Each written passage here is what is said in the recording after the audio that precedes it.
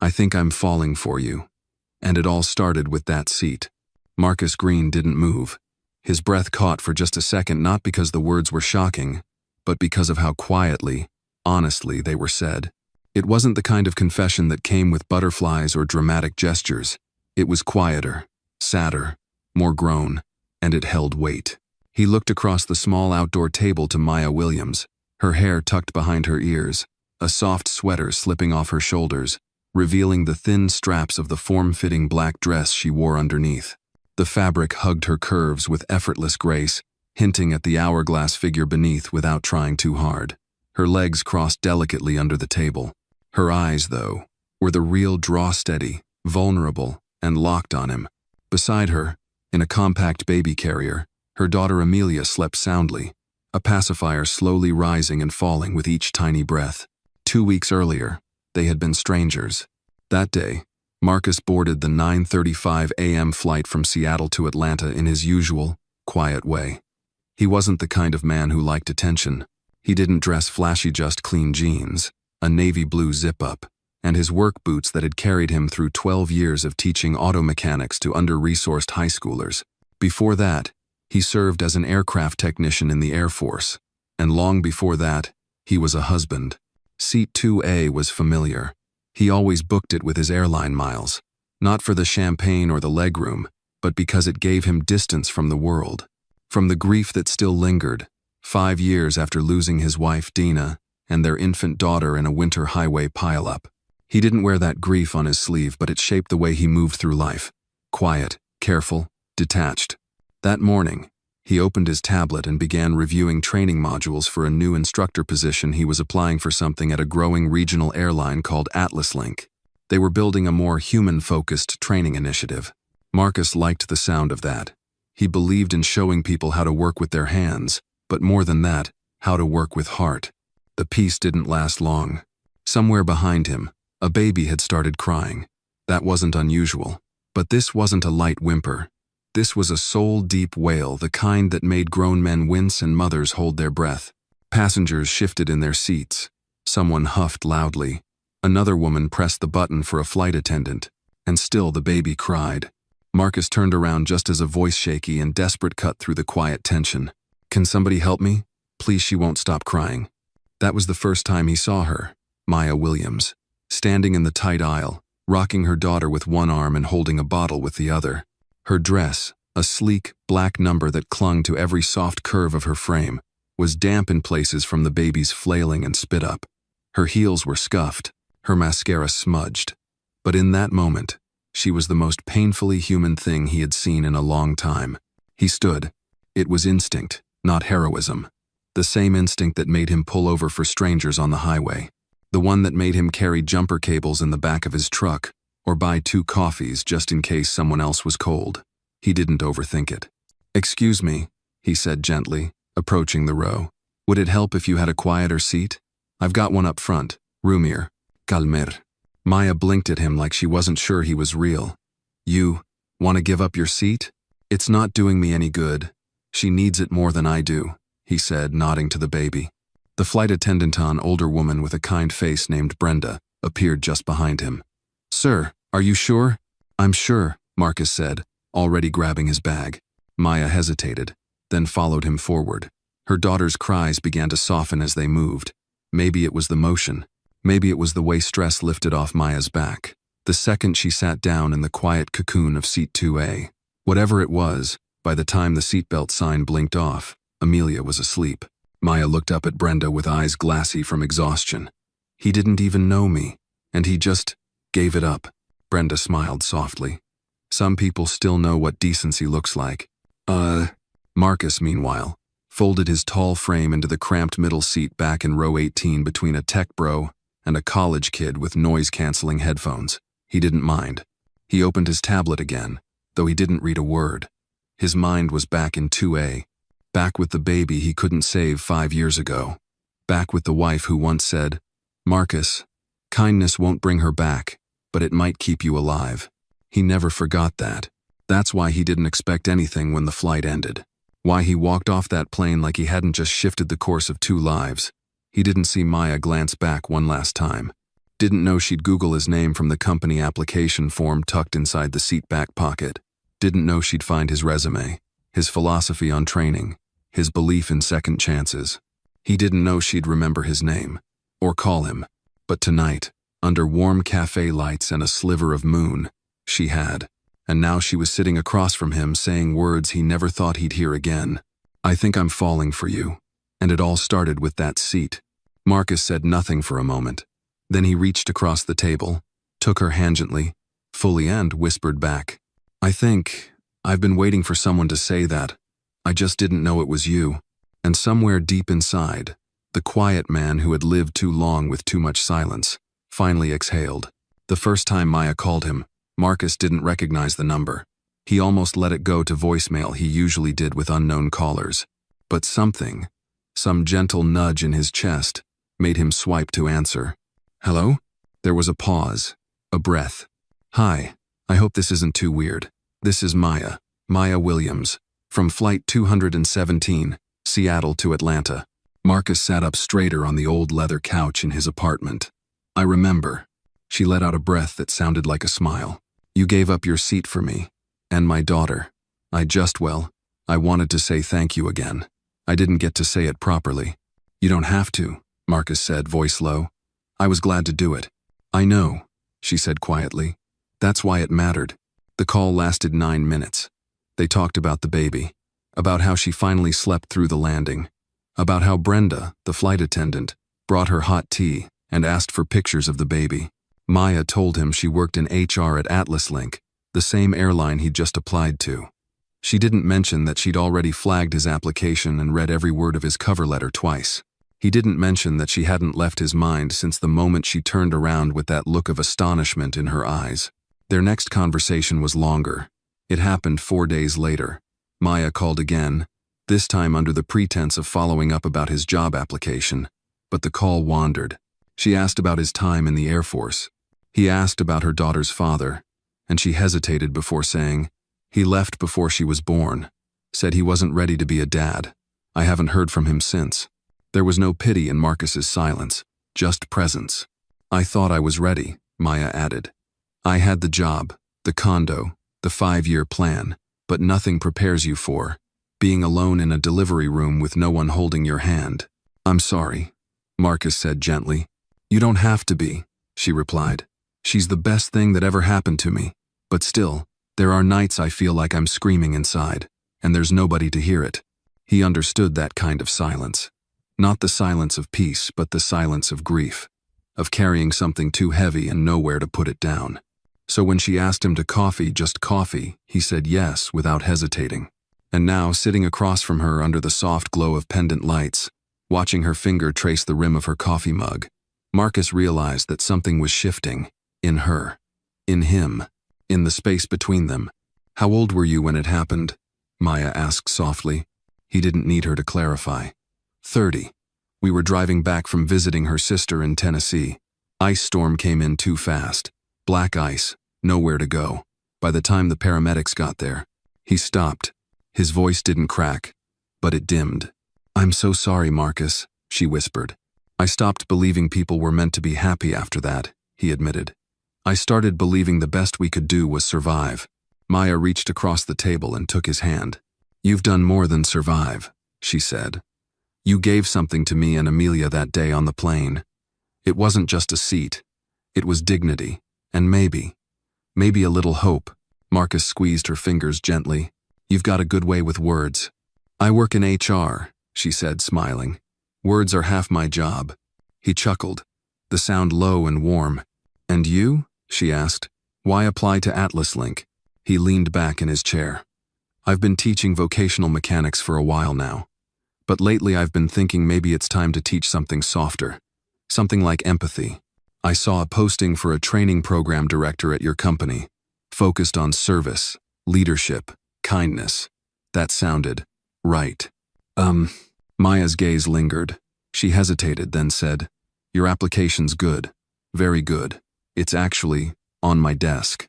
Marcus raised an eyebrow. "I didn't pull strings," she added quickly. "I promise. But I saw the name, and I knew. I had to read it." He gave a half smile. "Did I pass?" You did more than pass, she said. You made me feel something. That's rare these days. They sat in silence for a few beats, the kind of silence that wasn't empty, but full, of possibilities, of what-ifs, of things still unspoken. Would it be crazy if I said I'd like to see you again? Maya asked. Not as a candidate, as you. Marcus looked at her for a long moment. Her eyes didn't flinch. Her dress still clung to her body in all the right ways, but it was her heart that was on display now, unguarded, fragile, fearless. It wouldn't be crazy, he said. It'd be the first sane thing in a long time. She smiled, and somewhere between that smile and the hush of sleeping Amelia, something started to feel whole again, like a chord struck in tune, like a step onto solid ground after years of drifting. Later that night, as Marcus lay in bed staring at the ceiling, he thought about how strange life was, how it could pull two broken people from opposite ends of the country and seat them on the same plane, how a crying child could break the silence in a man's soul, how a woman in a clinging black dress could whisper the very words he'd been needing to hear for 5 years. I think I'm falling for you.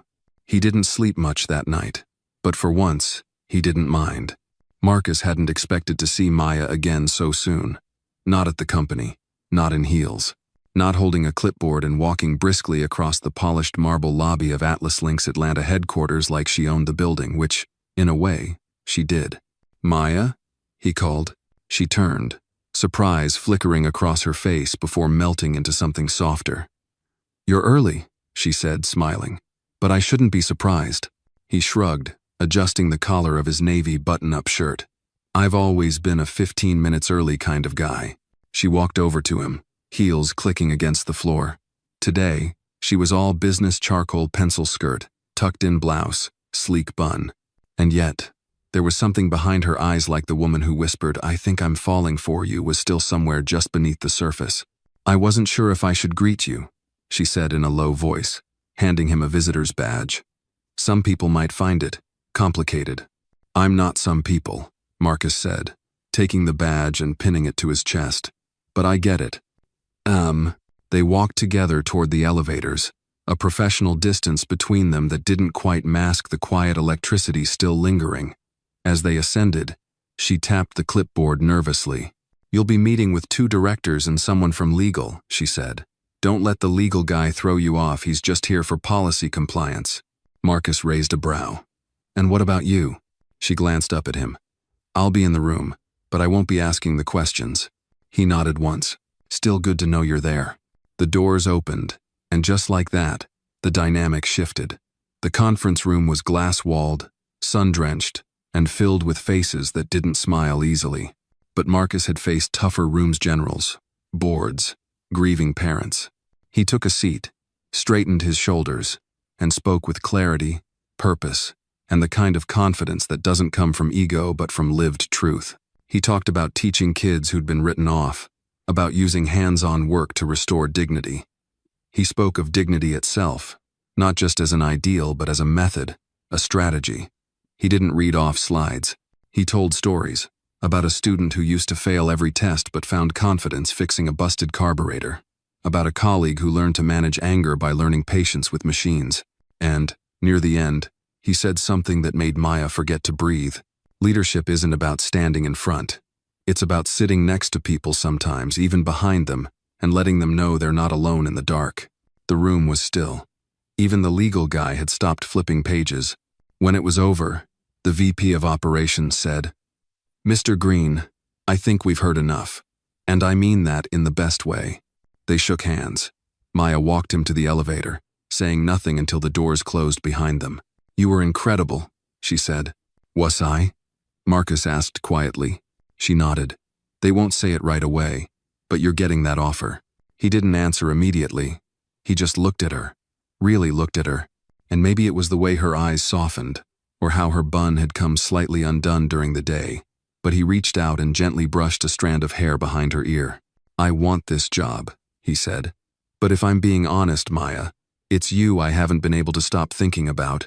Her breath caught. She stepped back just slightly and glanced down the hallway. No one was around. This is tricky, she said.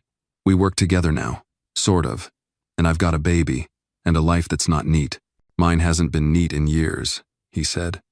But it's honest, and I'd rather build something honest than chase something perfect. She stared at him for a moment, caught between protocol and something deeper. Then she did something neither of them expected. She kissed him. It wasn't long.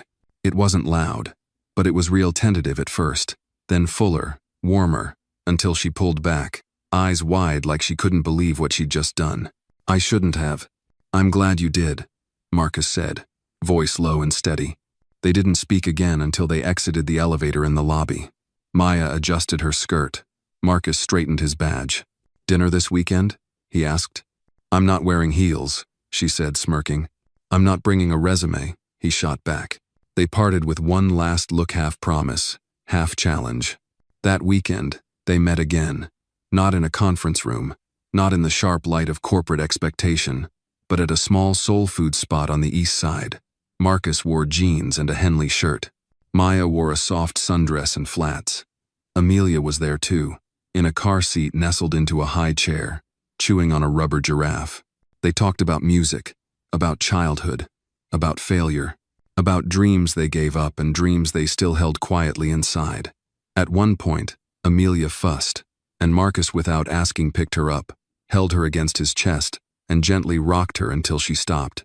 Maya watched, something aching and beautiful welling up behind her eyes. She likes you, she said. I like her too, Marcus said, not taking his eyes off the baby. Maya bit her lip. What are we doing? Something that scares both of us, he replied. But maybe it's time.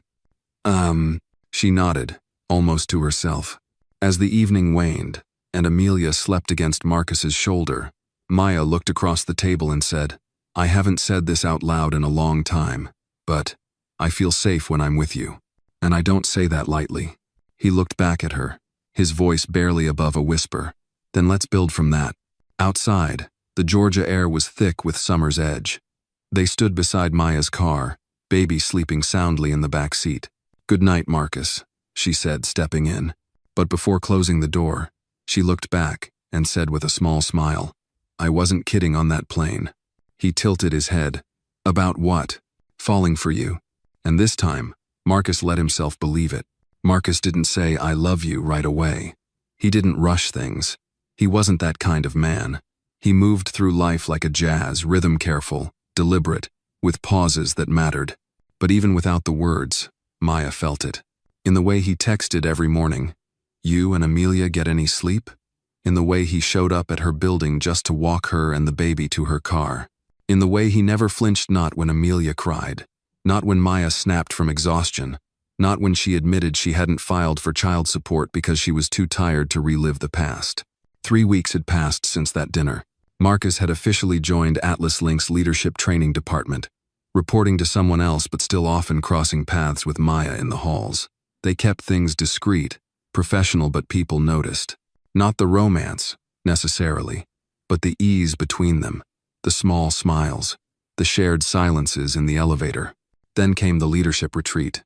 It was held at a lodge just outside Asheville, North Carolina, 2-day company-wide event meant to realign goals and build synergy. Maya didn't plan on going, but her supervisor insisted. You're HR, she said, and this retreat's all about people. Marcus, on the other hand, was expected to lead a workshop on emotional intelligence. He prepped carefully, using case studies and personal stories, and wrote each note with the same precision he once gave to aircraft wiring diagrams. They didn't ride up together, didn't even check in at the same time. But that first evening, when the bonfire was lit behind the lodge and everyone else was crowding around with beers and s'mores, Marcus stood just far enough away to notice Maya across the lawn barefoot in the grass, holding her heels in one hand, laughing at something one of the interns had said. He hadn't seen her laugh like that before. Not fully, not freely. She noticed him and walked over, her steps slower than usual, more careful. Didn't think you were the bonfire type, she said, stopping a foot from him. I'm not, Marcus said, holding up his bottle of water. But the stars are worth it. She looked up. The sky was impossibly clear, the kind of sky that made people remember how small they were. It's the first time I've been away from Amelia overnight, she said softly. I almost canceled. Marcus looked at her, then down at her bare feet in the grass. She's in good hands? She's with my aunt, raised 3 kids of her own. but it still feels like I left a part of myself behind." He nodded slowly. "You didn't. It's just resting in another room for a while." Maya didn't say anything for a moment. Then, would it be a terrible idea to go for a walk? They left the firelight behind and walked the trail behind the lodge. No one followed. It was cool, quiet, the path lined with pine needles and the scent of earth. "I don't know what this is yet," Maya said. "Us.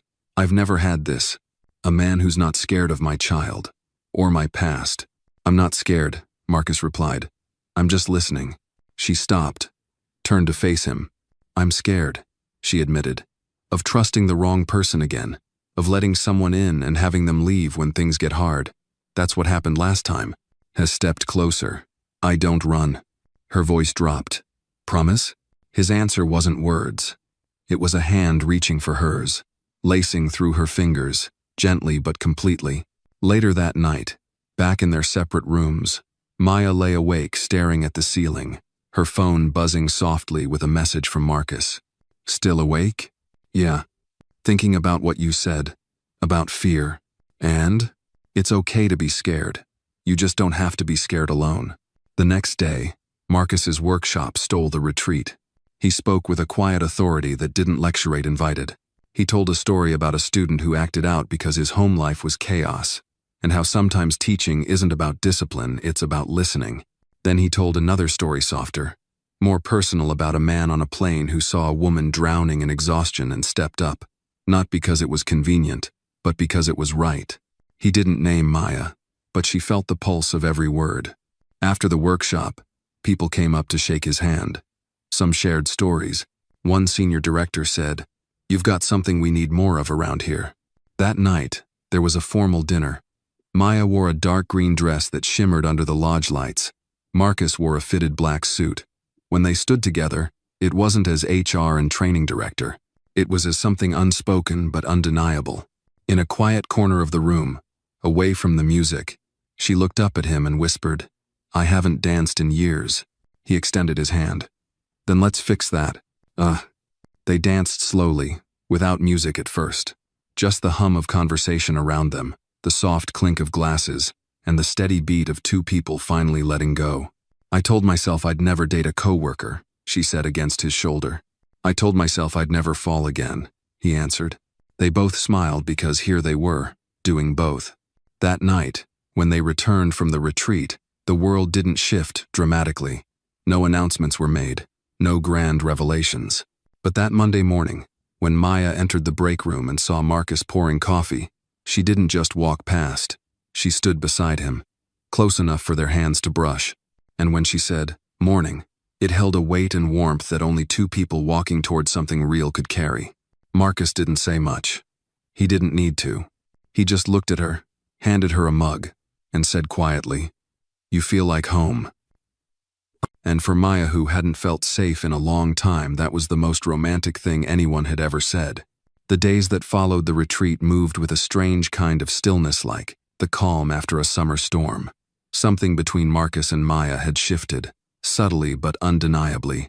At the office, they remained discreet. No stolen kisses in the break room, no flirtatious glances during meetings. But there was a new gravity in their silences, a gentler cadence in the way they spoke to each other. Like two people who had already decided what they meant to one another, even if no one else knew it yet. Marcus was thriving in his new role. His leadership sessions had quickly become the most requested internal training, and upper management took notice. Employees talked, not just about the effectiveness of his work, but about how it made them feel.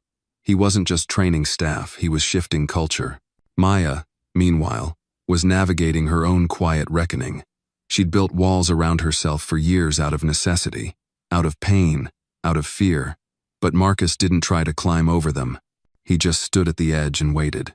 Patient, steady, like he knew the door would open eventually, and when it did, he'd be there. No demands, no expectations, just presence. One Friday afternoon, Maya picked Amelia up early from daycare. The baby had a low-grade fever and a stuffy nose, and Maya didn't feel right letting anyone else handle it. She texted Marcus while waiting at a red light. "Not feeling great today. Baby's sick. Home early. Won't make dinner tonight." She expected a short reply. Maybe a simple understood. Maybe take care. What she got instead, 10 minutes later, was a knock on her apartment door. When she opened it, Marcus stood there holding a brown paper bag with 2 containers of homemade chicken soup, a small plush giraffe, and a bottle of infant Tylenol. "I figured you could use backup," he said simply. Maya didn't say anything at first. She looked tired, dark circles under her eyes, hair in a loose bun, oversized sweatshirt slipping off one shoulder. But even in that moment, with a baby fussing in the background and the smell of formula in the air, Marcus thought she looked beautiful. "You really didn't have to," she began. "I know," he said, stepping inside, "but I wanted to." He set the bag on the counter, took off his jacket, and rolled up his sleeves. "Where is she?"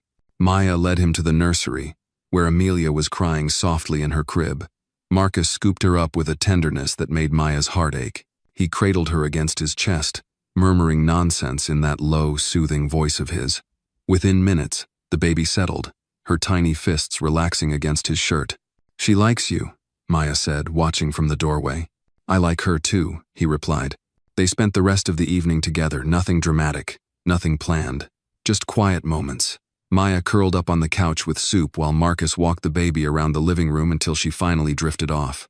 Then they sat in silence, the kind that only exists between 2 people who don't need to fill space with words. At one point, Maya looked over at him and said, "You do this like you've done it before." His gaze didn't leave the baby sleeping on his chest. "I did. Once." She waited, didn't push. "I had a daughter," Marcus said softly. "Her name was Lena. She only made it to 6 months." Maya's breath caught. Her throat tightened. "I've never said that out loud in years," he continued. "But being here, with you two, it brings it back. Not in a painful way, just real." Maya reached for his hand. "You're not alone anymore," she whispered. He looked at her then, really looked, and there was something raw in his eyes, something broken, but not beyond repair. "You're not alone either," he said. That night, he didn't leave. He didn't stay in her bed. He didn't try to take more than what the night offered.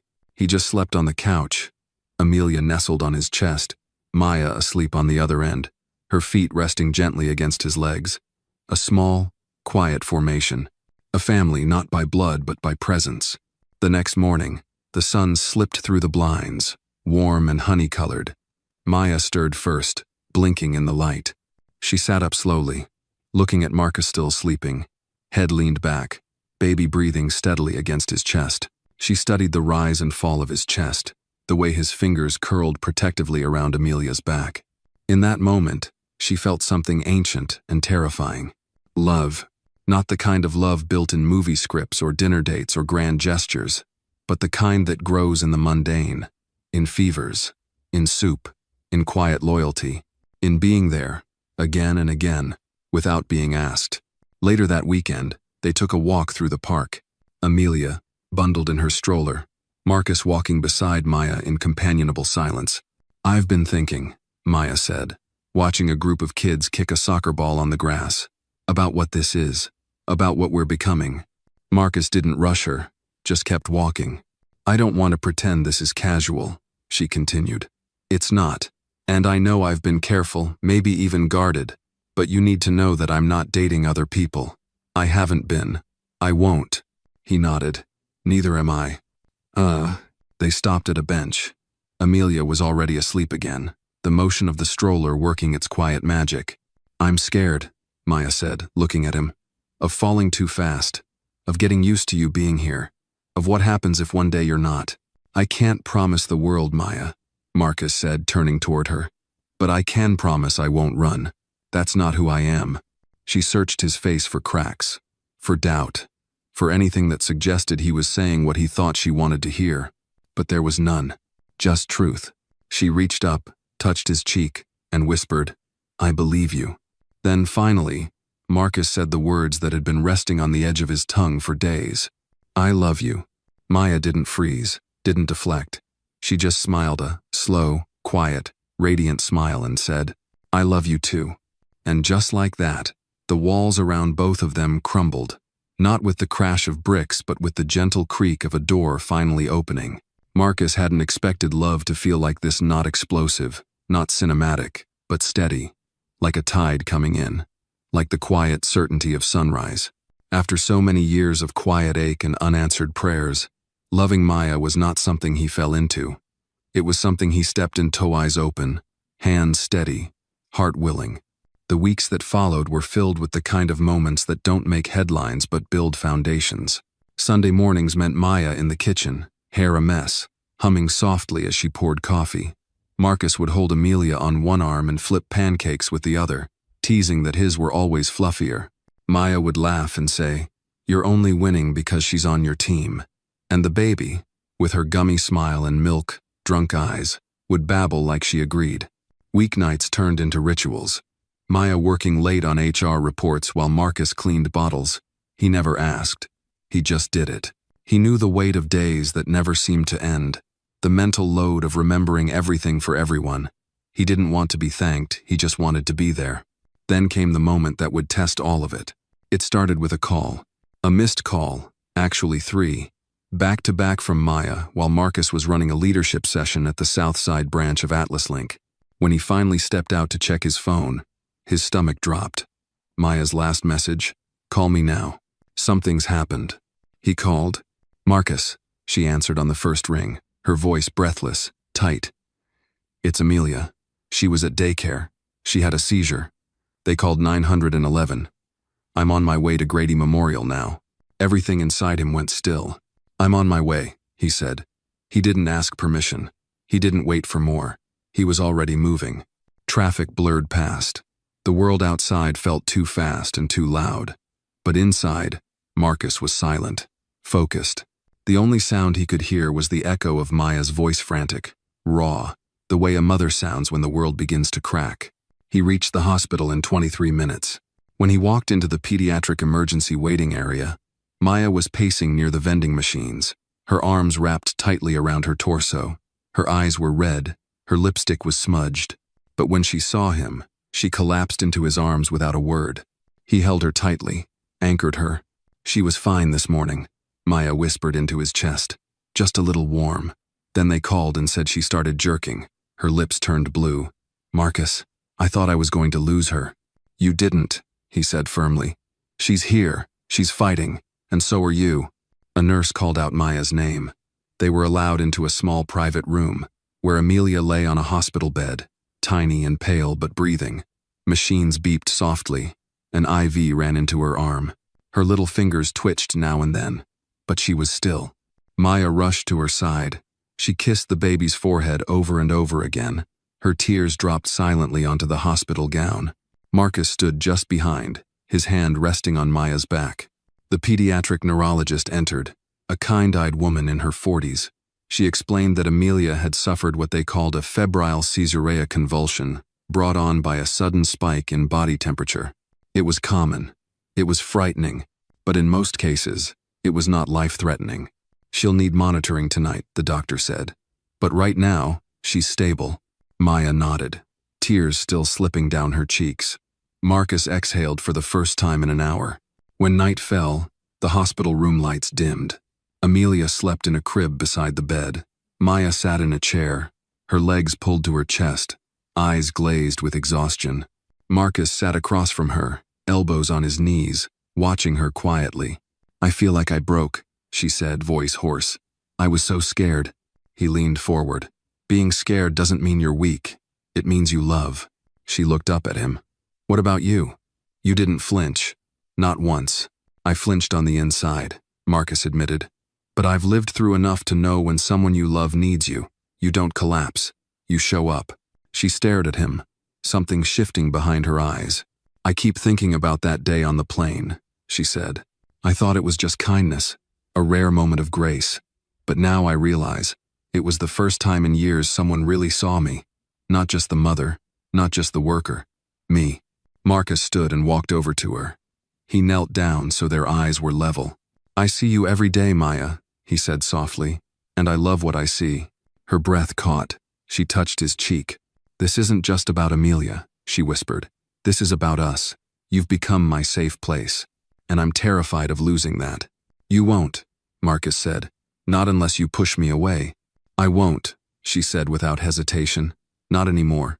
He kissed her hand, then her forehead, then finally, her lips slow and lingering, the kind of kiss that didn't promise forever, but promised today, and the day after that, and the one after that. At midnight, a nurse brought in 2 extra blankets and a reclining chair. Maya curled up next to Amelia. Marcus took the recliner beside them. In the soft blue glow of the monitoring equipment, he watched them both sleep. The mother, the daughter, the life he hadn't expected to find, but now couldn't imagine losing. And for the first time in years, Marcus Green whispered a prayer. Not for strength, not for courage, but for time. Time to love them right. Time to show up. Time to become the man they already believed he was. It was 3 weeks after Amelia's seizure, and the rhythm of life had settled again, but not into the same beat. Something had changed. Marcus could feel it in the way Maya looked at him now, softer.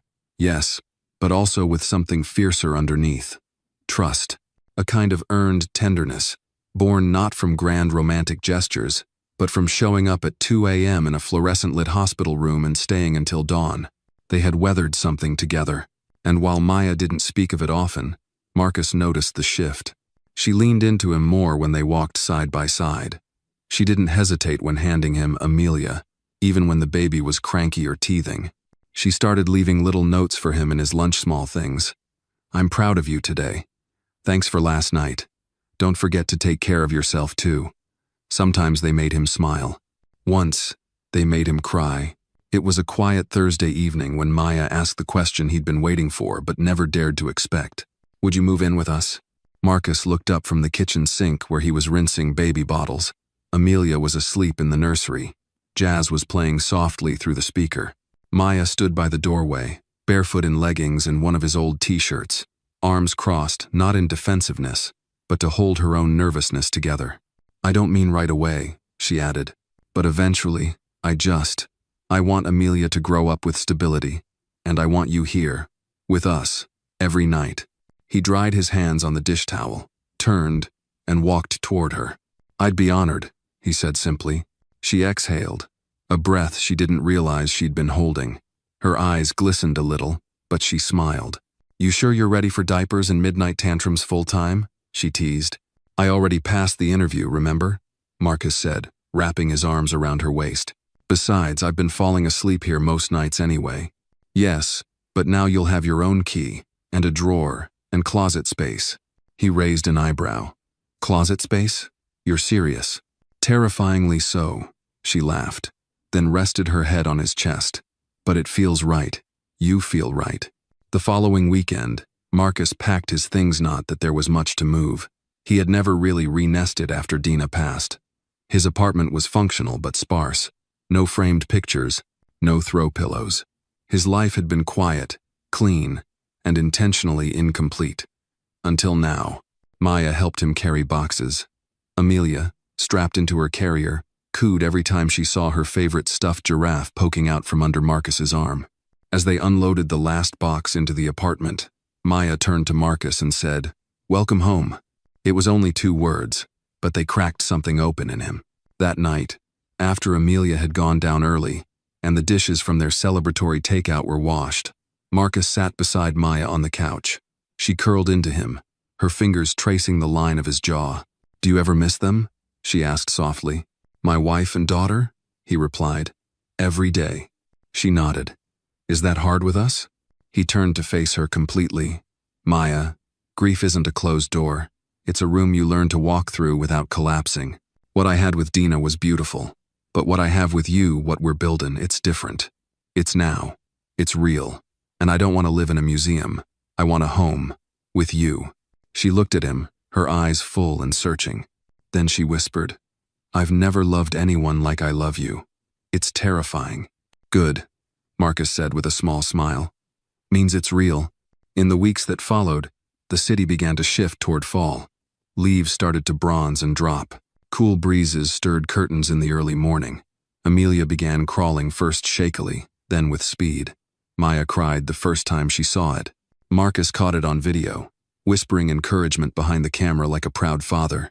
They hosted Sunday dinners, just the 3 of them at first. Then Maya's aunt joined, then a couple from work. Their tiny dining table became a hub for laughter, storytelling, and the clatter of plates. Marcus made his famous mac and cheese. Maya baked cornbread. Amelia babbled and smeared mashed sweet potato on everything in reach. One Sunday afternoon, after everyone had gone and the baby was down for a nap, Marcus found Maya on the porch, wrapped in a light blanket, sipping tea. She looked peaceful. More than that settled. He stepped out beside her, leaned on the railing. "You ever think we'd get here?" he asked. "Not once," she replied.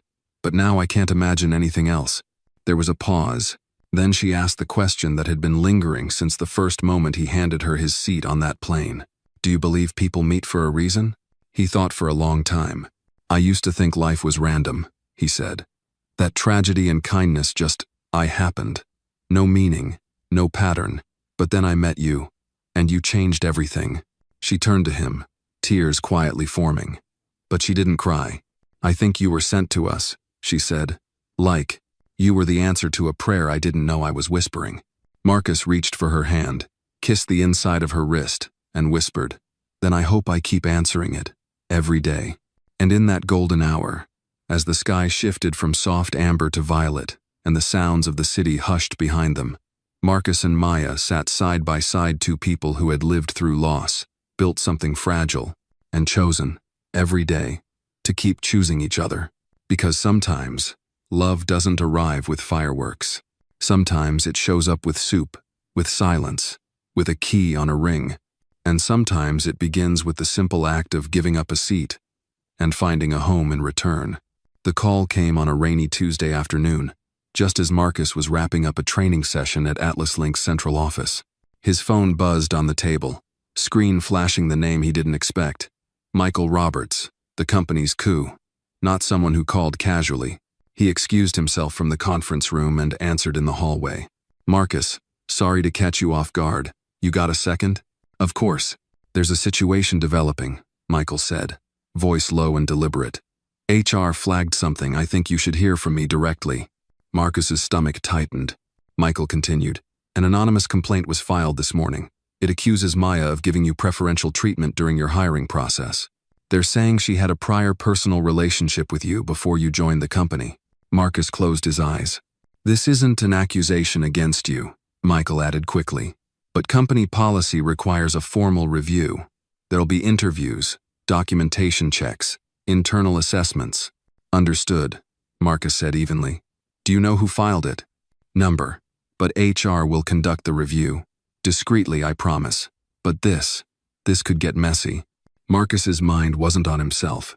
It was on Maya. When he got home that evening, the apartment was quiet. Too quiet. Maya was in the kitchen, stirring a pot of soup without looking up. Amelia sat in her high chair, quietly gnawing a teething ring, watching her mother with wide eyes. "I heard," Maya said, not turning around. "Michael called me too." Marcus stepped closer. "You okay?" "I'm angry," she said flatly. "Mostly at myself. I thought if we just kept things professional, did everything right, no one could touch us." You didn't do anything wrong." "They don't care about that," Maya snapped. Then, softer, "This job? It was the first thing I built for myself after I got pregnant. After I was abandoned, I fought for every promotion, every ounce of respect. And now, one anonymous complaint might erase it all." He placed a hand on her back. She froze. "I'll talk to HR," he said. "Tell them everything." She finally turned to face him. "That's not the point. Even if we're cleared, the damage is done. You know how corporate whispers work. One rumor can unravel everything I've built." Marcus looked her in the eye. "Then let me protect what we've built." The days that followed were a blur of meetings and tension. HR asked questions politely but pointedly. When did Marcus and Maya meet? Was she involved in the final hiring decision? Were there any undeclared conflicts of interest? They answered everything honestly. Maya had recused herself from Marcus's final interview. Documentation proved it. HR took notes, nodded, remained professionally unreadable. Still, the atmosphere changed. Colleagues who once greeted Maya with warmth now offered polite nods, nothing more. Conversations in the hallway hushed when she walked by. Marcus noticed. So did Maya. One night, after putting Amelia to bed, they sat on the couch, both staring at the dark screen of the muted television. "I can't breathe in that office anymore," she whispered. "You don't have to prove anything to anyone," Marcus said. "We know the truth." "But truth isn't always loud enough," Maya replied, voice breaking. "I've spent my life trying to outrun people's assumptions, and now it feels like they're catching up." He turned to her. "Then maybe we don't outrun them. Maybe we face them." "How?" "By choosing each other. Fully.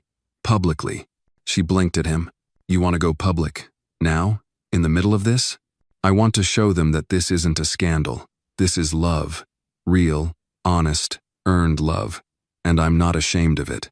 For the first time in days, her expression softened. "You'd risk your job for that?" "I'd risk a lot more." She leaned her head against his shoulder, her voice barely audible. "You really mean that, don't you?" He nodded.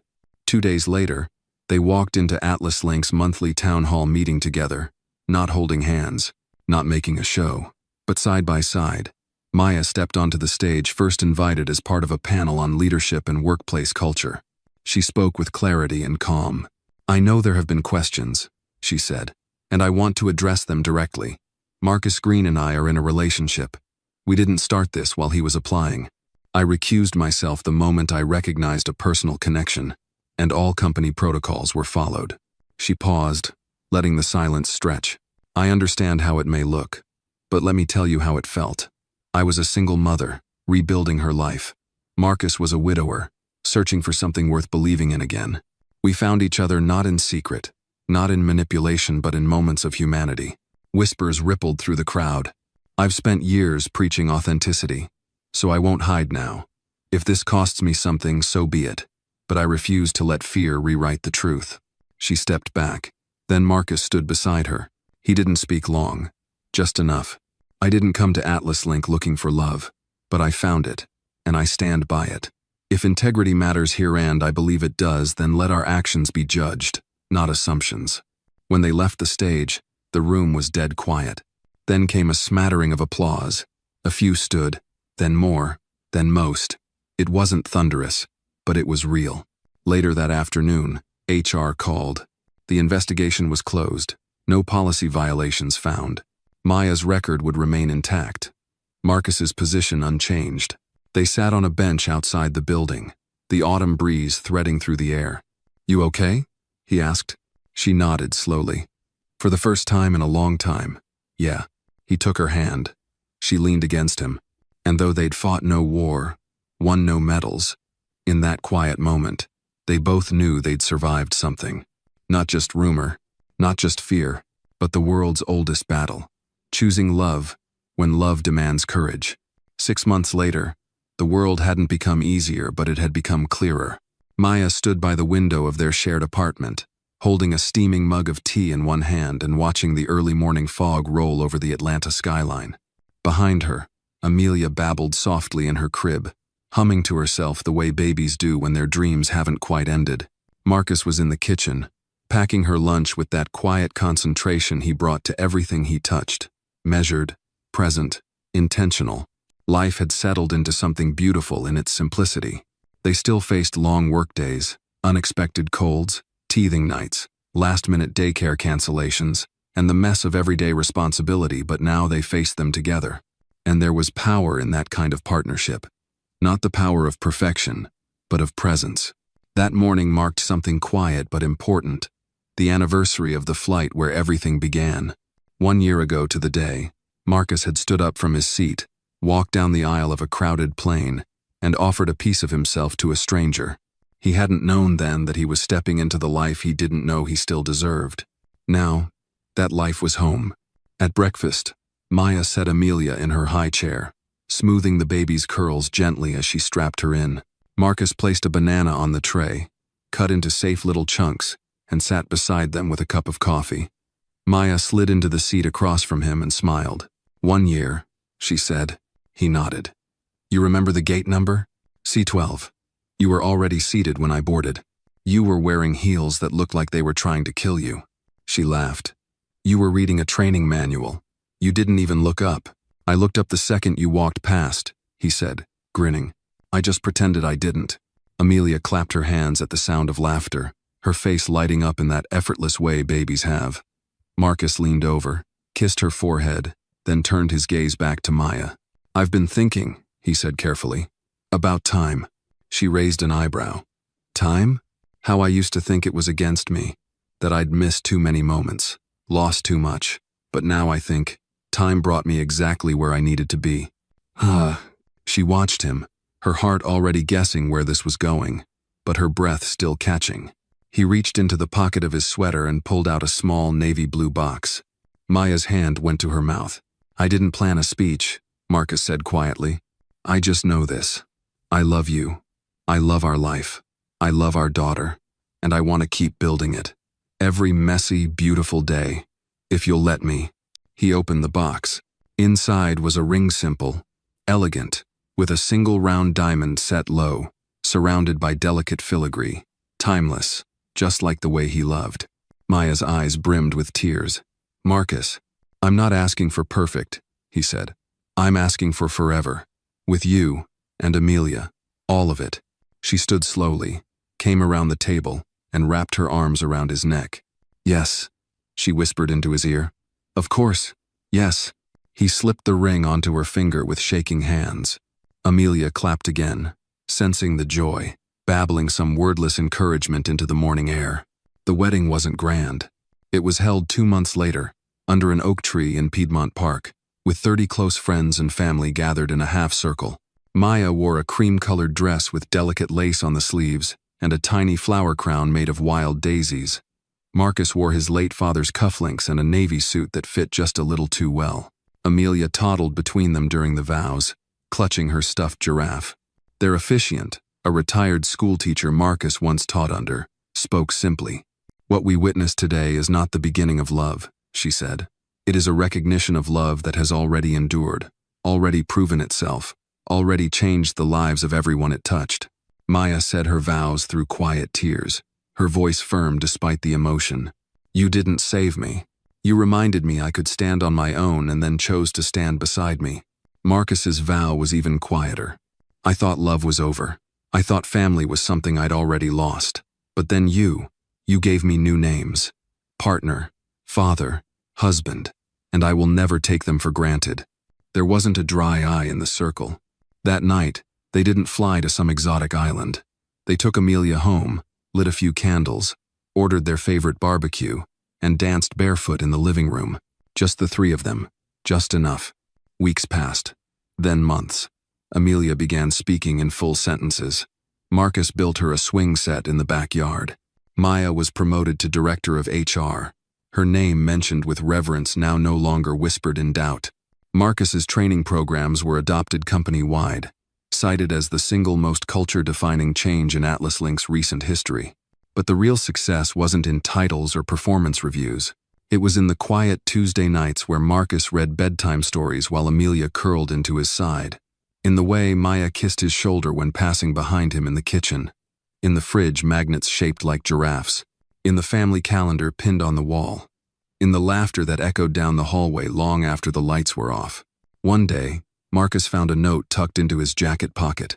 Maya's handwriting, familiar and soft. "Thank you for giving up your seat. Thank you for taking your place in our lives. You are, and always will be, our miracle in aisle 3A. He folded the note, held it to his chest, and closed his eyes. Because sometimes love doesn't rush in. It walks down a narrow airplane aisle, offers a hand, gives up comfort, and chooses quietly, insistently to stay. And in doing so, it creates not just a home, but a life worth waking up to, every single day.